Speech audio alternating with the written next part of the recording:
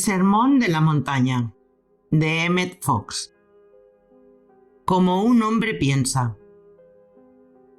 Vosotros sois la sal de la tierra, pero si la sal se desvirtúa, ¿con qué se la salará?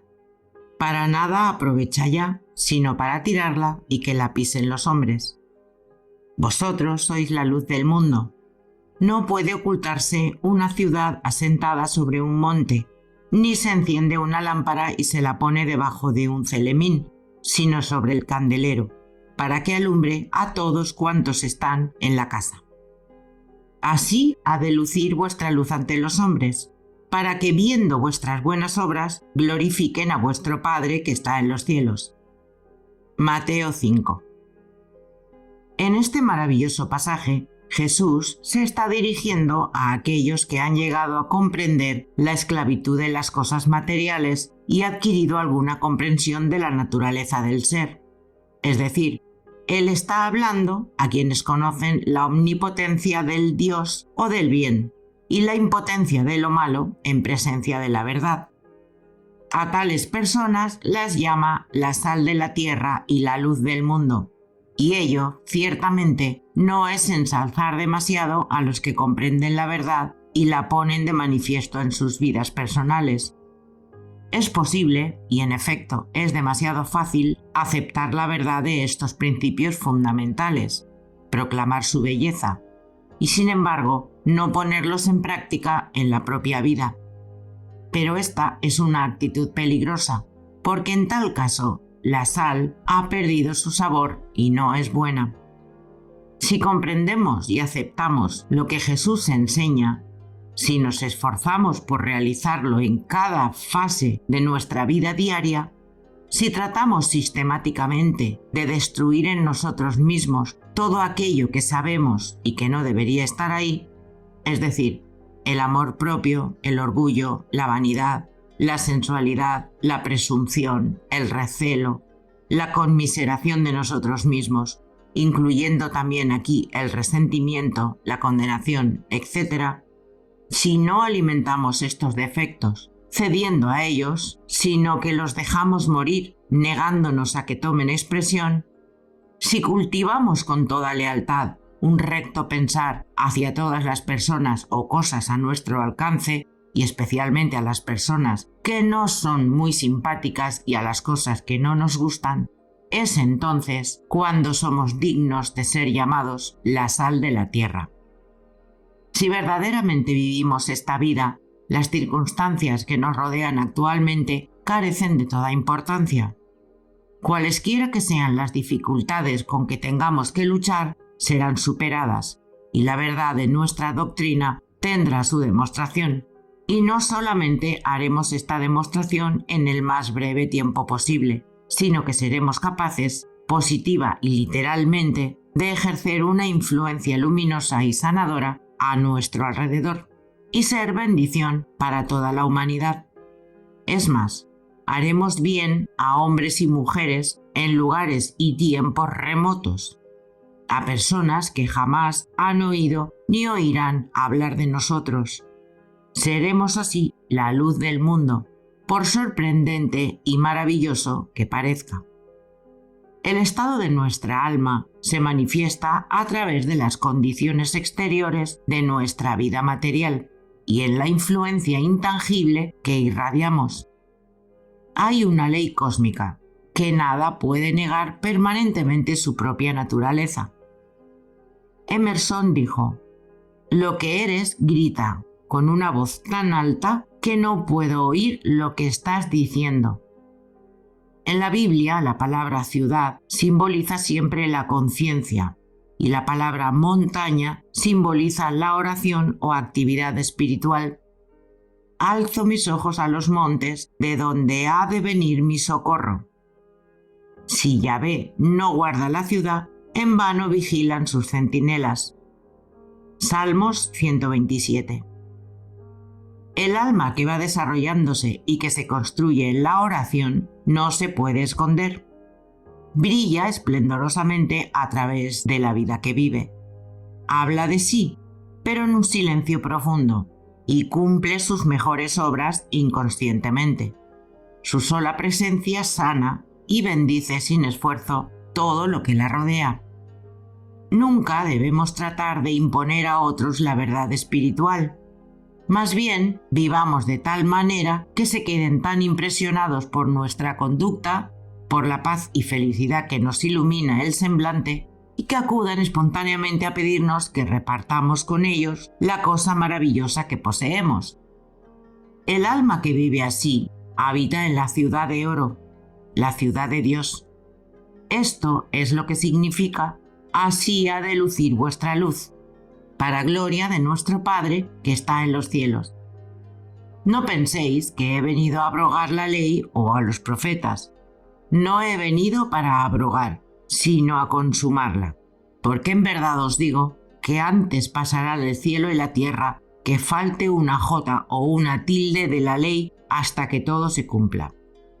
Así pues, alguno infringiere alguno de estos preceptos menores, y así enseñaré a los hombres, será tenido por muy pequeño en el reino de los cielos.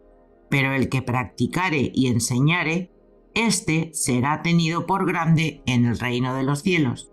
Porque os digo que si vuestra justicia no supera a la de los escribás y fariseos, no entraréis en el reino de los cielos. Mateo 5.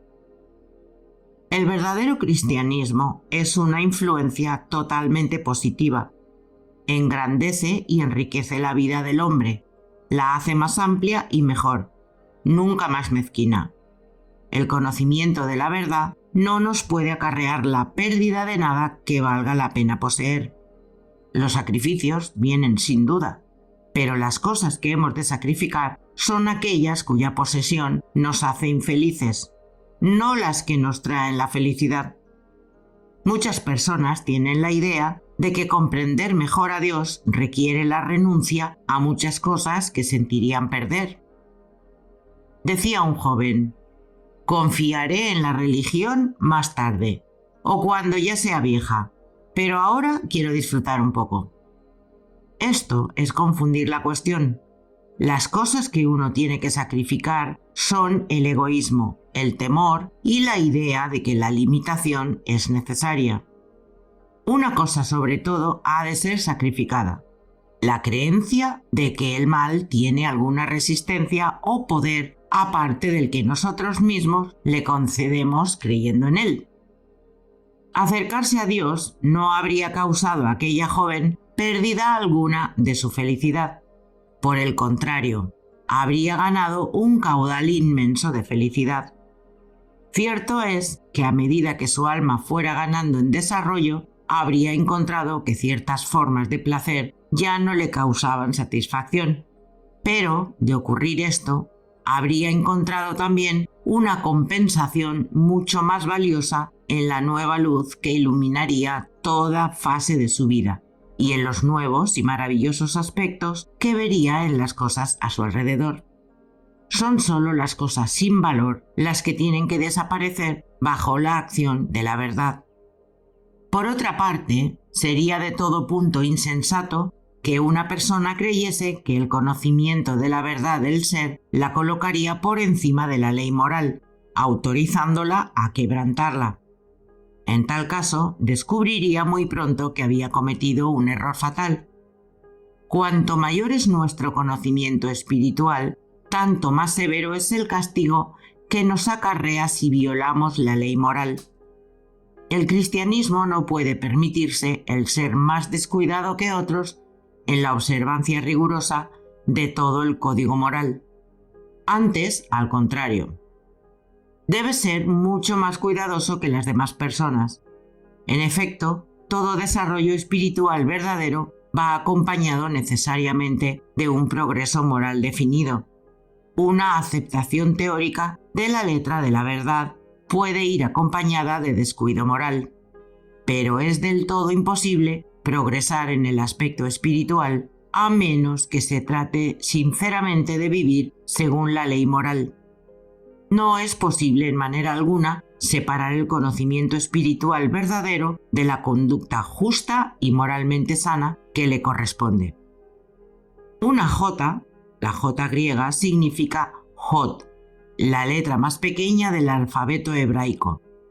La tilde, parecida a un pequeño cuerno, es una de esas pequeñas prominencias que distinguen una letra hebraica de otra.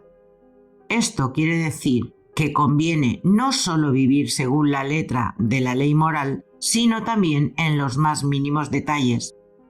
Hemos de mostrarnos no solo según las normas morales corrientes, sino de acuerdo con el más elevado concepto del honor. Los escribas y los fariseos, a pesar de sus defectos, eran en su mayor parte hombres honrados, que obedecían en su vida particular la ley moral tal como la comprendían. Por desgracia, no conocían más que la letra de la ley, a la cual se conformaban escrupulosamente, cumpliendo su deber tal como lo concebían. Sus defectos consistían en la fatal debilidad que surge donde quiera que haya formalismo religioso, orgullo espiritual y presunción de la propia rectitud. Ellos eran completamente inconscientes de tales defectos. Creían obrar bien en todo, lo cual es la mortal ilusión de esas enfermedades del alma. Jesús comprendió esto y le dio su lugar. De ahí que advirtiera a sus seguidores que a menos que su conducta fuera tan buena como la de aquella gente, y aún mejor, no debían en modo alguno suponer que estaban progresando en el camino espiritual. El desarrollo espiritual y el nivel más alto de conducta deben ir juntos. No puede existir lo uno sin lo otro. A medida que crecemos en poder espiritual y en comprensión, vamos comprobando que muchas reglas que gobiernan el aspecto exterior de la conducta llegan a ser completamente innecesarias. Pero esto es consecuencia de que nos hemos elevado sobre ellas. Nunca porque hayamos caído por debajo de su nivel. Llegar a este punto, donde la comprensión de la verdad permite pasar por alto ciertos requisitos y ordenanzas exteriores, es llegar a la mayoría de edad espiritual. Tan pronto como uno deja de ser espiritualmente niño, deja de necesitar algunas de aquellas observancias externas que antes le parecían indispensables. Nuestra vida entonces resulta más pura, más verdadera, más libre y menos egoísta de lo que era antes. Y ello es la prueba. Para dar un sencillo ejemplo, algunas personas encuentran que en cierto estado de su progreso, sus procesos mentales alcanzan tal grado de método y claridad que pueden hacer su trabajo diario, cumplir sus compromisos y desempeñar sus deberes sin necesidad de reloj. Al mismo tiempo, sucede que un amigo, sabedor de esto y deseando emularlos, deja en casa su reloj y resulta que llega tarde a sus citas, trastornando así todas las ocupaciones del día, tanto a sí mismo como a los demás. Cuando el discípulo esté listo espiritualmente para pasar sin utilizar reloj, hará cada cosa a su tiempo sin tener que consultarlo. Si por el contrario tiene que esforzarse para pasarse sin reloj y después llega tarde a las citas del día, es evidente que todavía no ha alcanzado el poder espiritual necesario. Es mejor que lo lleve y que trabaje a su hora, y que se consagre a cosas que realmente importan, tales como sanarse a sí mismo y a otros, venciendo el pecado, esforzándose por lograr comprensión y sabiduría, etc. No se puede apresurar ni forzar el momento en que se alcanza la mayoría de edad espiritual. Tiene que llegar a su debido tiempo, cuando la conciencia esté lista, así como el florecimiento de un bulbo está sujeto a la evolución natural de la planta. Tenemos que mostrarnos allí donde estamos. Pretender mostrarnos más allá de donde verdaderamente estamos no es prueba de espiritualidad. El progreso espiritual es una cuestión de desarrollo que no debe ser imprudentemente apresurado. Pongamos con entusiasmo nuestra atención en las cosas espirituales y mientras tanto hagamos todo lo que es necesario hacer y sin tratar conscientemente de precipitarnos. Nos sorprenderemos al comprobar lo rápido de nuestro progreso. Tomemos un simple ejemplo. Supongamos que ha ocurrido un accidente en la calle y nos encontramos con un hombre que se ha cortado una arteria y le brota la sangre a chorros. Lo natural será que si no se reprime esa sangría, la víctima muera en pocos minutos. ¿Qué debemos hacer? ¿Qué actitud mental debemos asumir? La respuesta es muy sencilla. Debemos mostrar la otra mejilla conociendo la verdad de la omnipresencia de Dios.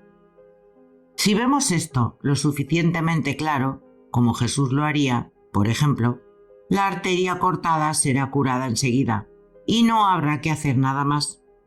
Sin embargo, es muy probable que la mayoría de nosotros no haya alcanzado un desarrollo espiritual suficiente para obtener tales resultados, por lo cual, mostrando en dónde estamos, debemos tomar las medidas habituales para salvarle la vida al hombre improvisando un torniquete. O supongamos también que un niño cae en un canal en el momento que pasamos por allí. Si tenemos poder espiritual suficiente, el niño se verá sano y salvo, pero si no, entonces tendremos que salvarle del mejor modo posible, sumergiéndonos si es necesario y orando al mismo tiempo.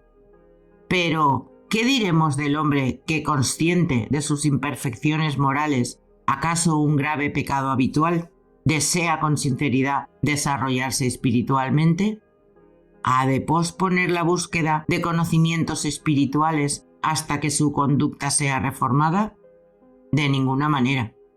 En realidad, todo esfuerzo para mejorar moralmente sin un previo desarrollo espiritual está malogrado de antemano.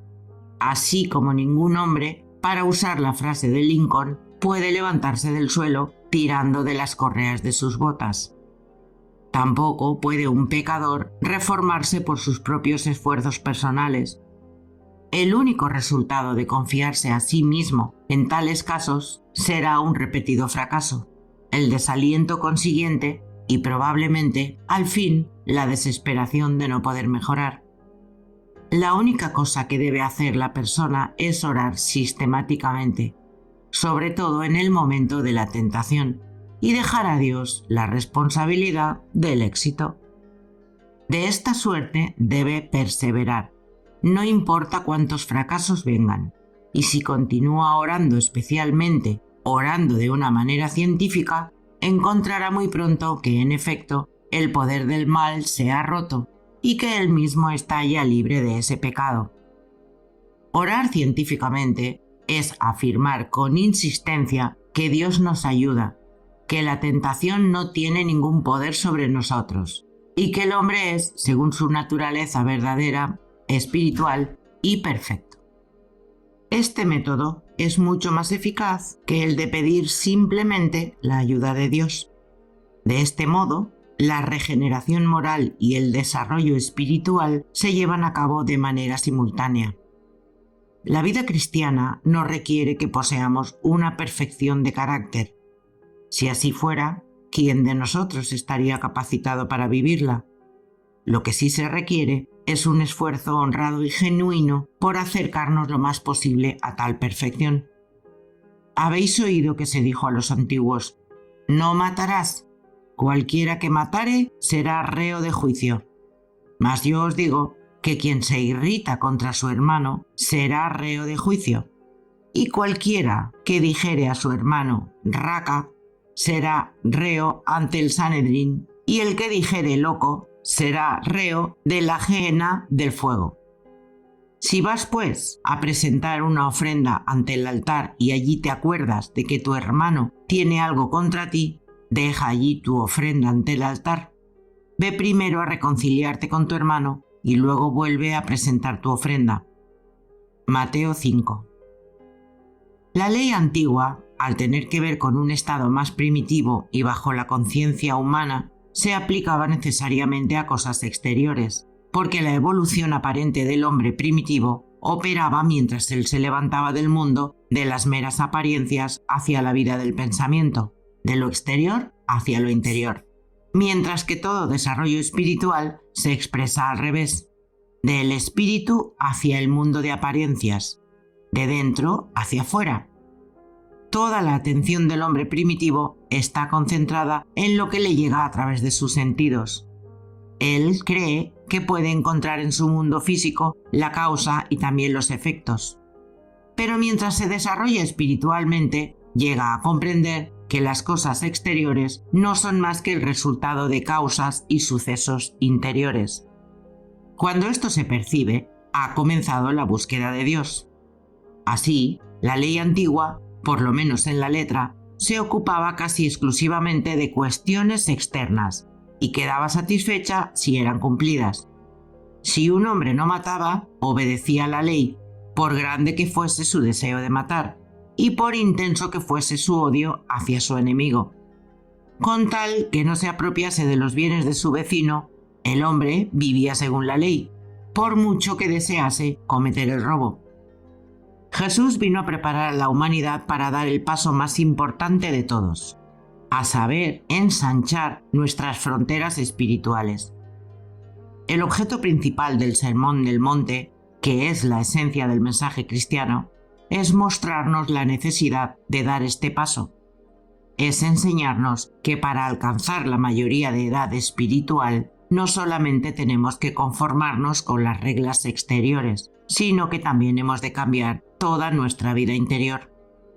Jesús decía que el deseo de matar, o aun el de enfadarse con su hermano, es por sí mismo bastante para impedirnos la entrada al reino de los cielos, y por supuesto que así es. Fue un gran paso en el progreso cuando se pudo persuadir a las gentes bárbaras y primitivas no solamente de que no matasen a quienes los ofendían o agraviaban, sino que era necesario además adquirir bastante control de sí mismo para dominar su cólera. Ninguna prueba espiritual puede cumplirse si no se destruye la cólera en el corazón. Es imposible tener alguna experiencia de Dios o ejercer una influencia espiritual digna de atención o llevar a cabo la sanación de los enfermos hasta que uno no se deshace del resentimiento y de la condenación del prójimo. Mientras no estamos listos para deshacernos de estos sentimientos malos, el resultado de nuestras oraciones será de muy poco valor. No cabe duda alguna de que cuanto más amor haya en el corazón, tanto más poder tendrán las oraciones. Por eso, los que se proponen alcanzar éxito en el camino del desarrollo espiritual tienden a esforzarse constantemente para quitar de su espíritu todos los pensamientos de crítica y condenación. Saben que pueden escoger entre la prueba o la indignación, pero nunca ambas a la vez, y no malgastan su tiempo tratando de realizar lo imposible. La indignación, el resentimiento, el deseo de castigar a otros o de verlos castigados, el deseo de decirse a sí mismo, le han pagado con la misma moneda, el sentimiento de, le está bien empleado. Todas estas cosas forman una barrera impenetrable a la acción espiritual. Jesús, sirviéndose de símbolos a la manera oriental, nos dice que si venimos con algún presente al altar y nos acordamos de que nuestro hermano tiene algún resentimiento contra nosotros, debemos depositar allí nuestro presente e ir a reconciliarnos antes con nuestro hermano, después de lo cual el presente será aceptable. Como sabemos, era costumbre llevar al templo ofrendas de diversas clases, desde toros y vacas hasta palomas, y también incienso, o si convenía, una ofrenda en dinero del mismo valor de esas cosas. Ahora, según la nueva ley o dispensa cristiana, nuestro altar es nuestra propia conciencia y nuestras ofrendas son nuestras oraciones y nuestros ejercicios espirituales. Nuestros sacrificios son los pensamientos malos que destruimos en el fuego espiritual. Y es por eso que Jesús nos dice que cuando vamos a orar, si nos acordamos de que tenemos un resentimiento vengativo contra alguno de nuestros prójimos o contra cierto grupo, debemos detenernos allí, reflexionar y meditar hasta que nos deshagamos de este resentimiento enemigo y restablezcamos nuestra integridad espiritual. Jesús desarrolla esta gran lección, otra vez según la manera oriental, por pasos sucesivos, 3 en este caso. Primero dice que el que está enojado con su hermano corre un gran riesgo. Seguidamente expresa que el hombre que guarda en sí un sentimiento vengativo contra su prójimo está en peligro grave. Y finalmente nos advierte que, si nos permitimos considerar a nuestro hermano un marginal fuera de los límites de conducta aceptable y decirlo, nos cerramos así la puerta del reino de los cielos, mientras nos mantengamos en ese estado mental.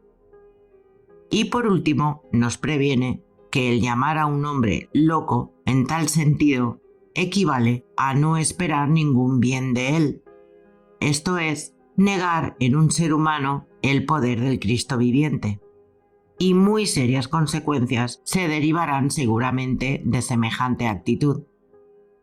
Muéstrate conciliador con tu adversario mientras vas con él por el camino. No sea que te entregue al juez y el juez al alguacil y seas puesto en prisión, que en verdad te digo que no saldrás de allí hasta que pagues el último centavo. Mateo 5. Este párrafo es de la mayor importancia práctica. En él Jesús insiste en su mandamiento: velad y orad. Es mucho más fácil superar una dificultad que acaba de aparecer que esperar a que tenga tiempo de arraigarse en la mente, hasta que se instale hondamente. Los soldados saben que mientras las tropas enemigas marchen a campo raso, es relativamente fácil derrotarlas y destruirlas, pero una vez atrincheradas, su derrota se hace muy difícil. Así sucede con el mal. En el momento en que se presenta a nuestra atención, debemos rechazarlo, repudiarlo, negarle cabida en nosotros, y afirmando serenamente la verdad, no darle la oportunidad de instalarse. Si hacemos esto, encontraremos que no tendrá ningún poder sobre nosotros. Este método implica una gran lucha mental, y es posible que por un momento el enemigo parezca ganar terreno, pero con tal que le ataquemos al principio, le veremos de pronto desaparecer y nosotros saldremos victoriosos. De otro modo, aceptando un error y pensando en él, lo incorporamos a la mente, y en tanto persistamos en la actitud, más difícil será deshacernos de él. La mayoría de nosotros hemos comprobado la veracidad de esta afirmación tras una dolorosa experiencia. Una vez que hemos aprendido a orar científicamente, encontramos relativamente fácil vencer nuevas dificultades a medida que se van presentando. Pero aquellas que se hallan alojadas en la mente ya por mucho tiempo son difíciles de expulsar. Siempre que Jesús deseaba acentuar para sus oyentes un punto de importancia esencial, acostumbraba a servirse de algún ejemplo tomado de la vida diaria. Las leyes que entonces se referían a los deudores eran en extremo severas. Cuando un hombre estaba en deuda, le era importante llegar a un acuerdo con su acreedor de una manera u otra, y lo más pronto posible. Aún hoy en día es conveniente que el caso no llegue a los tribunales si se quiere evitar gastos inútiles. Cuanto más dura el proceso, tanto más se aumenta su costo. Los honorarios de los abogados, los impuestos del tribunal y otros gastos diversos, además de la deuda original. Así sucede con las distintas dificultades que se nos presentan en la vida diaria. La dificultad inicial suele multiplicarse muchas veces por nuestros pensamientos erróneos acerca de ella, y no nos liberaremos hasta que la deuda no haya sido pagada. En cambio, poniéndonos de acuerdo primero con el adversario, esto es, aplicando el caso un pensamiento recto, no añadiremos gastos a la deuda, y la dificultad será vencida fácilmente. Tomemos un ejemplo familiar. Estamos estornudando. Si decimos, ya he vuelto a resfriarme, y continuamos, como suelen hacer muchas personas, pensando que hemos cogido un catarro con toda la serie de inconvenientes que lo acompañan, estamos ofreciendo al resfriado incipiente un terreno de cultivo donde desarrollarse. ¿Y quién no se ha entregado algunas veces a una serie de reflexiones sobre las enfermedades en general y los resfriados en particular?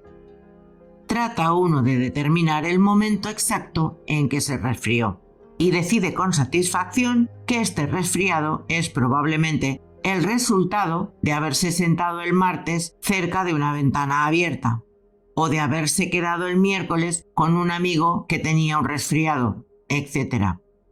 Luego se acuerda de varios llamados remedios, los cuales, sin embargo, han resultado ineficaces en repetidas ocasiones. Empieza a preguntarse cuánto tiempo durará este nuevo resfriado, suponiendo que 10 días o 15 será su duración apropiada. En ciertos casos, habiendo adquirido la costumbre de atribuirles ciertas complicaciones, decide que puede resultar una bronquitis o un ensordecimiento general, o un mal de vientre, o cualquier otra cosa. Tal como hemos visto, este es el orden exacto en que se producen todas estas cosas, y como consecuencia natural, ocurre que en el mismo orden previsto, los síntomas van dejándose ver. Si tal persona tiene algún conocimiento general de la verdad, después de estar pensando de aquel modo por un tiempo, comenzará a aplicarse el tratamiento espiritual de la mejor manera a su alcance. Pero ya el error ha tomado mucho cuerpo porque le ha permitido atrincherarse y le será muy difícil entonces desembarazarse de su resfriado. En cambio, si al estornudar o sentir escalofríos hubiese rechazado inmediatamente la idea de resfriarse, reclamando su poderío y afirmando la verdad, eso habría puesto fin al caso, o por lo menos las molestias se habían pasado al cabo de unas horas. La misma regla vale para cualquier otra forma de error mental. Tanto las dificultades de la familia como las de los negocios o cualquier cosa de la vida diaria deberán ser tratadas de igual manera. Supongamos que cierto día, al abrir las cartas en el correo de la mañana, encontramos malas noticias financieras. Digamos, por ejemplo, que el banco en donde depositamos la mayor parte de nuestro dinero ha quebrado. La actitud general en tales casos es aceptar lo peor y estancarse en la mala noticia. En semejante situación, muchas personas se saturarían completamente con la idea de la bancarrota, pensando en ella día y noche, y discutiendo todos los detalles, además de repasando las diversas dificultades que podrán sobrevenir. Además, sentirían en muchos casos un agudo resentimiento y condena hacia los ejecutivos del banco y hacia todos aquellos que pudieran ser los culpables. Pero incluso un conocimiento rudimentario del poder del pensamiento nos permite percibir los resultados inevitables de esta actitud mental. Sabemos que no puede hacer más que aumentar y multiplicar nuestras dificultades. Naturalmente, en tal caso, todo discípulo sincero de Jesucristo empezaría tarde o temprano a rechazar en su mente tales pensamientos negativos y a sustituirlos por lo que está aprendiendo, la ley divina.